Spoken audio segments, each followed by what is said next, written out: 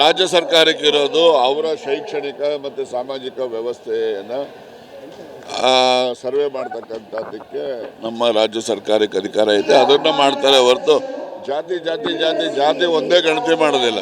ಹೇಳಿದ್ರೆ ಬರ್ಕೋತಾರೆ, ಇಲ್ಲೇ ಬರ್ಕೊಳ್ಳೋದಿಲ್ಲ, ಖಾಲಿ ಬಿಡ್ತಾರೆ.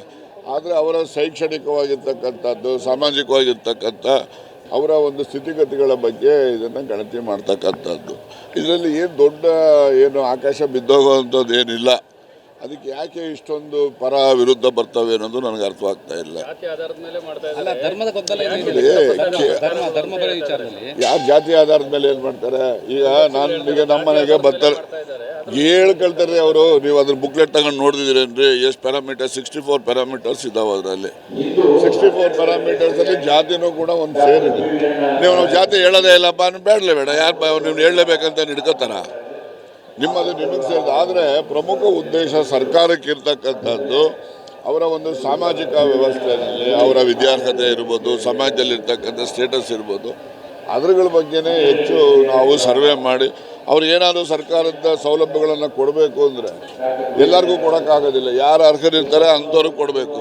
ಯಾರ ಅರ್ಹತೆ ಇದೆ ಅಂತಕ್ಕಂಥ ಗುರ್ತು ಮಾಡೋದಕ್ಕೆ ಈ ಒಂದು ಸರ್ವೆ ಮಾಡ್ತಕ್ಕಂಥದ್ದು. ಅದು ಮಾಡೋದ್ರಲ್ಲಿ ಏನು ತಪ್ಪೇನಿದೆ?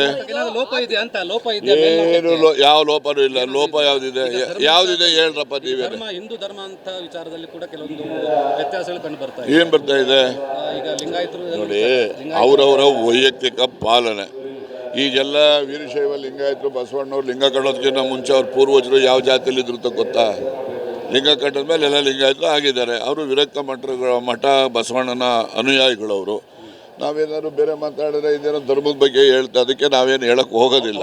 ಅವರು ಅದ್ರ ಗೊಂದಲ ಇದೆಯಲ್ರಿ. ನಾವು ಹಿಂದೂ ಅಂತ ಬರೀಬೇಕು ಅಂತ 1 ಜನ ಹೇಳ್ತಾರೆ, ಹಿಂದೂ ಅಂತ ಬರೆಯೋದಿಲ್ಲ ಅಂತ ಇನ್ನೊಂದಷ್ಟು ಜನ ಹೇಳ್ತಾರೆ. ನಮ್ಮದೇ ವೀರಶೈವ ಧರ್ಮನೇ ಬೇರೆ ಇದೆ, ಲಿಂಗಾಯತ ಧರ್ಮನೇ ಬೇರೆ ಇದೆ. ಅದು ಅವರವರ ಅನಿಸಿಕೆಗಳು. ನಮ್ಮದೇ ಪೂರ್ತಿ ಹೇಳೋದಕ್ಕೆ ಕೇಳ್ಕೊಂಡು ಆಮೇಲೆ ಹೇಳಪ್ಪ. ಅವರವರ ನಂಬಿಕೆಗೆ ಯಾರದು ಧಕ್ಕೆ ಇಲ್ಲ, ಗೊತ್ತಾಯ್ತಾ? ಅವರು ಯಾವುದು ಬೇಕಾದರೂ ಧರ್ಮ ಆಚರಣೆ ಮಾಡಲಿ, ಅವರು ಯಾವ ಜಾತಿಯಿಂದ ಬೇಕಾದರೂ ಹೇಳಲಿ. ಅದಕ್ಕೆ ನಮ್ದು ಯಾರ್ದು ಯಾವ ಸರ್ಕಾರದ್ದಾಗಲಿ ಇನ್ಯಾರದೇ ಅದಕ್ಕೇನು ಅಡಚಣೆ ಏನಿಲ್ಲ. ಅದು ಅವ್ರಿಗೆ ಬಿಟ್ಟಂಥ ವಿಚಾರ. ಅವರೇನು ಹೇಳ್ದೆ ಇದ್ರೆ ಖಾಲಿ ಬಿಡ್ತಾರೆ ಅಷ್ಟೇ ಬರೆಯುವಾಗ. ಆದರೆ ಸ್ವಲ್ಪ ಕೇಳಿಬಿಡಿ. ಅದರಿಂದ ಅದರಲ್ಲಿ ಹಿಂದೂ ಧರ್ಮದಲ್ಲಿ ಇರ್ತಕ್ಕಂಥವರು. ಆದರೆ ನಾನು ವಿರೋಧ ಮಾಡ್ತಾಯಿದ್ದೆ. ಈಗ ಅದನ್ನು ಡಿಲೀಟ್ ಮಾಡಿದೆ. ಈಗ ಯಾವುದು ಜಾತಿ ಹೆಸರು ಮುಂದಕ್ಕೆ ಕ್ರಿಶ್ಚಿಯನ್ ಅಂತ ಬರ್ಕೊತಾಯಿದ್ರು. ಅದೆಲ್ಲ ಬರಿಬಾರ್ದು. ಮತ್ತು ಯಾರೆಲ್ಲ ಕ್ರಿಶ್ಚಿಯನ್ ಕಮ್ಯುನಿಟಿಗೆ ಹೋಗ್ತಾರೆ, ಅವರು ಒರಿಜಿನಲ್ ಯಾವ ಜಾತಿಯಲ್ಲಿ ಇರ್ತಾರೆ ಅಲ್ಲಿ ಬೆನಿಫಿಟ್ ತಗೋತಾರೆ. ಅದು ಕೊಡಬಾರ್ದು ಸರ್ಕಾರ. ನಾವೇನೇನು ಅವರಿಗೆ ಮತಾಂತರಕ್ಕೆ ಎನ್ಕರೇಜ್ ಮಾಡ್ದಂಗೆ ಆಗ್ತದೆ. ಅವ್ನು ಕನ್ವರ್ಟ್ ಬೇಕಿಲ್ಲ ಅಂತ ನಾನು ಹೇಳೋದು. ಈಗ ನಾನು ನಾಯಕರು, ನಾನು ಕ್ರಿಶ್ಚಿಯನ್ ಹೊರಟೋದ್ರೆ ನಾನು ನಾಯಕರ ಜಾತಿನಲ್ಲಿ ಎಷ್ಟು ಬೆನಿಫಿಟ್ ಅಂತ ತಗೋಬಾರ್ದು. ನಾನು ಸರ್ಕಾರ ಕೊಡಲೂಬಾರ್ದು ಅವ್ರಿಗೆ, ಮತಾಂತರ ಆದವ್ರಿಗೆ. ಇವ್ರು ಕೊಡ್ತಾವ್ರೆ. ಕೊಡೋದ್ರಿಂದ ಮತಾಂತರಕ್ಕೆ ಎನ್ಕರೇಜ್ ಕೊಟ್ಟಂಗೆ ಆಗ್ತದೆ. ಅದು ಸರಿಯಾದಂಥ ಕ್ರಮ ಅಲ್ಲ ಅಂತ ಹೇಳಿ ನನ್ನ ವೈಯಕ್ತಿಕ ಅನಿಸಿಕೆ. ಹೇಳಪ್ಪ, ಅದೇನೋ ಭಾಳ ಜೋರಾಗಿ ಹೇಳ್ತಿದ್ದೆ. ಆರ್ಥಿಕ ಸಮೀಕ್ಷೆ ಅಂತ ಹೇಳಿ ಘೋಷಣೆ ಮಾಡಿದ್ರೆ ಸರ್ಕಾರ ಎಲ್ಲ ಇದೆ. ನೀವು ಓದ್ಕೊಳ್ಳೋವಾಗ ಪೂರ್ತಿ ಓದೋದೇ ಇಲ್ಲ. ಯಾವುದೋ ಒಂದು ಪದ ಓದ್ಬಿಡ್ತೀರಿ, ಆ ಪದ ಹಿಡ್ಕೊಂಡು ವಾದ ಮಾಡ್ತಾ ಇರ್ತೀರಿ. ಅದು ಬಿಟ್ಬಿಟ್ಟು ಎಲ್ಲ ಹೇಳ್ತೀರಿ. ಸರ್ಕಾರಕ್ಕೆ ಬೇಕಾಗಿರುವುದು ಜನಸಾಮಾನ್ಯ ಆರ್ಥಿಕ ಮತ್ತು ಶೈಕ್ಷಣಿಕ ಗಣತಿಗಿಂತ ಜಾತಿ ಗಣತಿನೇ ಬೇಕು ಅನ್ನುವಂಥದ್ದು ರಾಜಕೀಯ. ಅದು ನಿಮ್ಮ ಅಭಿಪ್ರಾಯ.